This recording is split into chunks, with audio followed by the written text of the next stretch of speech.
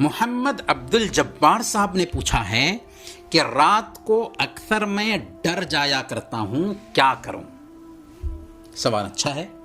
دیکھیں، رات میں آپ کا ڈر جانا اصل میں شیطان کی طرف سے ہوتا ہے۔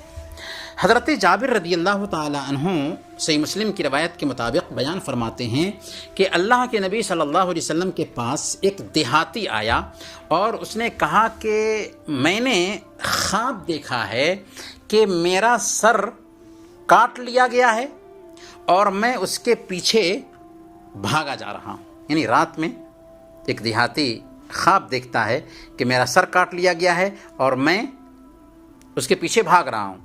اللہ کے نبی صلی اللہ علیہ وسلم کے پاس آ کر کے انہوں نے اس خواب کا ذکر کیا تو اللہ کے نبی صلی اللہ علیہ وسلم نے بیان فرمایا، لا تخبر بتلعب الشیطان بک فی المنام، کہ نیند میں شیطان کے اپنے ساتھ کھلواڑ کرنے کی اطلاع دوسروں کو مت دو۔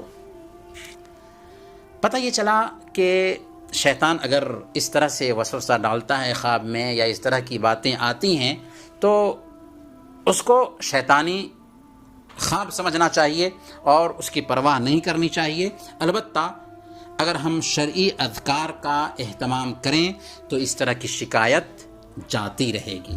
لہذا سونے سے پہلے وضو کر لیں اور مسنون دعائیں پڑھ کر کے سوئیں۔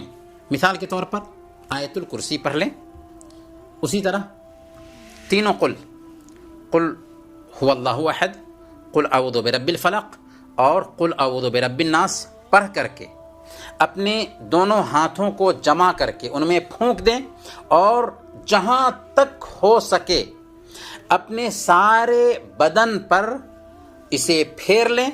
پہلے اپنے چہرے پر، سر اور بدن کے اگلے حصے پر، پھر بدن کے سارے حصے پر پھیر لیں۔ صحیح بخاری کی روایت ہے، اللہ کے نبی صلی اللہ علیہ وسلم کا معمول تھا، لہذا ہمیں بھی ایسا کرنا چاہیے۔ اگر ایسا کریں گے، خاص طور پر اگر آیت الکرسی پڑھ کر کے سوئیں گے تو انشاءاللہ اس طرح کا وسوسہ نہیں ہوگا، اس طرح کی شکایت نہیں ہوگی۔